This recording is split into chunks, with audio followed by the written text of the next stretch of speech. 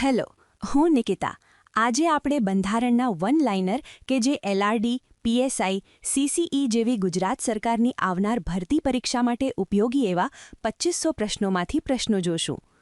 બંધારણની આ સિરીઝ નવા અભ્યાસ અનુસાર તૈયાર કરવામાં આવી છે, જે બંધારણના બધા ટોપિકમાંથી પ્રશ્નો આવરી લે. તો ચેનલને સબસ્ક્રાઇબ કરીને બેલ બટન પર ક્લિક કરી લો, જેથી કરીને હું ખુશ થઈ જાઉં. તો ફટાફટ ચેનલ સબસ્ક્રાઇબ કરીને વિડીયોને લાઇક કરી લો. પ્રશ્ન 1.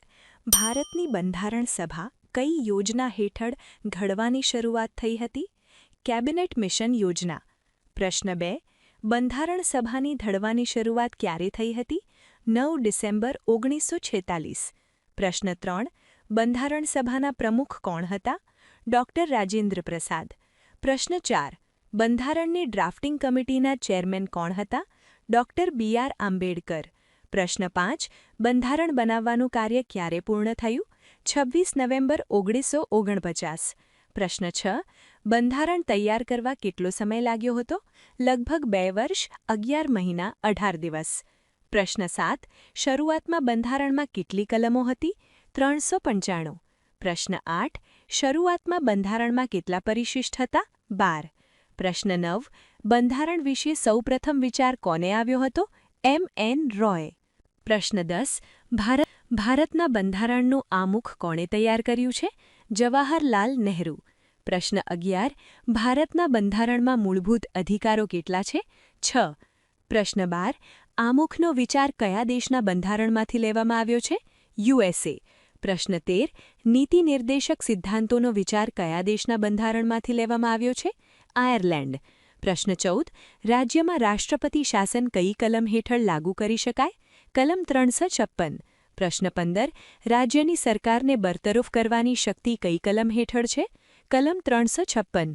પ્રશ્ન 16. માર્ગદર્શક સિદ્ધાંતો બંધારણના કયા ભાગમાં છે? ભાગ 4. પ્રશ્ન 17. બંધારણમાં મૂળભૂત અધિકારો કયા ભાગમાં છે? ભાગ 3. પ્રશ્ન 18. મૂળભૂત કર્તવ્યોનો વિચાર કયા દેશના બંધારણમાંથી લેવામાં આવ્યો છે? રશિયા. પ્રશ્ન 20. નાણાકીય બિલ કઈ કલમ હેઠળ રજૂ થાય છે? કલમ 117. પ્રશ્ન 21. સભામાં કુલ કેટલા સભ્યો છે? 545.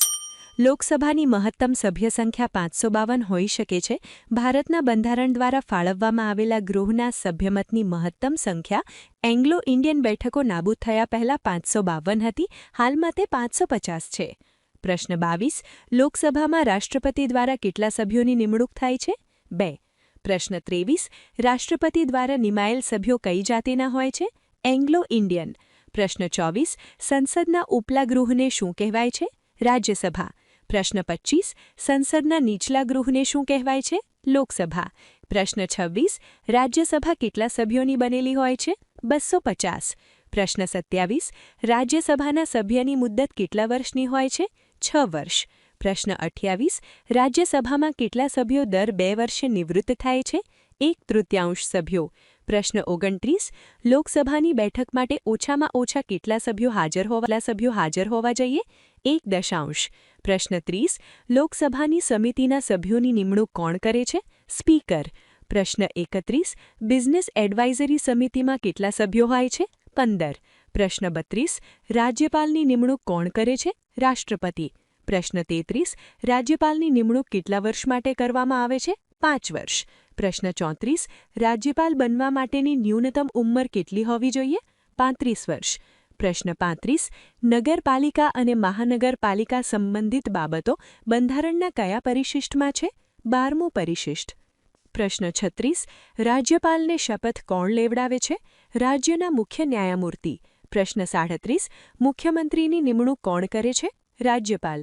પ્રશ્ન 38. મુખ્યમંત્રી કઈ પક્ષના નેતા હોય છે? બહુમતી પક્ષ. પ્રશ્ન 39. વિધાનસભા કેટલા વર્ષની હોય છે? 5 વર્ષ. પ્રશ્ન 40. વિધાન પરિષદની રચના કઈ કલમ જે થાય છે? કલમ 168. પ્રશ્ન 41. રાજ્યના ન્યાયાધીશોની નિમણૂક કોણ કરે છે? રાષ્ટ્રપતિ. પ્રશ્ન 42. રાજ્યનો ન્યાયાધીશ કેટલા વર્ષ સુધી પદ પર રહે છે? 62 વર્ષ સુધી. પ્રશ્ન 43. રાજ્યના ન્યાયાધીશને કોણ હટાવી શકે છે? સંસદ. પ્રશ્ન 44. લોકસભાના સભ્ય બનવા માટેની ન્યૂનતમ ઉંમર કેટલી છે? 25 વર્ષ. પ્રશ્ન 45 રાજ્યસભાના સભ્ય બનવા માટેની ન્યૂનતમ ઉંમર કેટલી છે? 30 વર્ષ. પ્રશ્ન 46 બંધારણના આમુખમાં કેટલા શબ્દો છે? 88 શબ્દો. પ્રશ્ન 47 બંધારણનો અમલ ક્યારે શરૂ થયો? 26 જાન્યુઆરી 1950. પ્રશ્ન 48 બંધારણને શું કહેવાય છે? દેશનો સર્વોચ્ચ કાયદો. પ્રશ્ન 49 ભારતના રાષ્ટ્રીય ચિહ્નમાં અશોક ચક્રમાં કેટલા આરા હોય છે? 24. તમને આમાંથી કેટલા પ્રશ્નો પહેલાથી આવડતા હતા? કોમેન્ટમાં લખો. અને જો તમને આવા પ્રશ્નો ઉપયોગી લાગે તો વિડીયોને લાઇક કરો અને ચેનલને સબસ્ક્રાઇબ કરો.